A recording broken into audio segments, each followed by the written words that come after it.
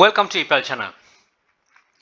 Direct shipping ගැන තියෙන charges තියෙන්නේ මොනවාද කියන එකට ගැසට් එකක් නියුත් කරලා තියෙනවා රජයෙන්. ඉතින් ඒක මම හොයාගත්ත දෙයක් නෙමෙයි. මේ ඉන්න සහෝදරයා ෂෙයා කරපු එකක් මගේ group එකේ EPL hub කියන group එකේ. ඉතින් ඒක ඒ විදිහටම මම මෙතන පෙන්눔 කරන එක. මොකද ඒක ලොකු දෙයක් එයා බෙදාගත්ත එක.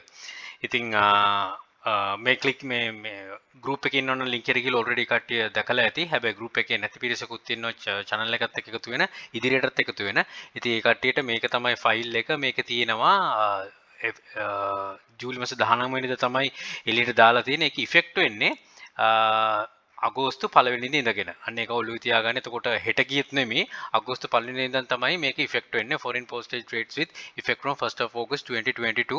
All rights are mentioned in Sri Lankan rupee. rupees වලින් දාලා තියෙන. ඉතින් letters ඉඳන් post cards ඔය packages ඔක්කොම වල විස්තර තියෙනවා. ඉතින් මගේ පරණ වීඩියෝ එකක් ඇති කලින් තියෙන ගැසට් එකක ගහලා තියෙන එක.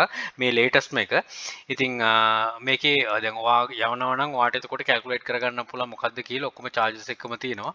ඉතින් charges ඔබේ වරෙන් වැඩි වෙනවා මේ වැඩි නොවී තියෙන්නේ. ඉතින් ඒක තමන්ගේ තියෙන භාණ්ඩයත් එක්ක ගානට වැඩි හරියාකාරව වැඩි කරගත්තා නම් ඒ ගැටලුවක් වෙන්නේ නැහැ. ඉතින් මම එකින් එකට මේක පෙන්වන්න යන්නේ නැහැ. කෙනෙක් ඩවුන්ලෝඩ් කරගන්න පුළුවන්. මේ සහෝදරය දාලා තියෙන ඒ link එකම description එකේ mention කරලා තියෙනවා.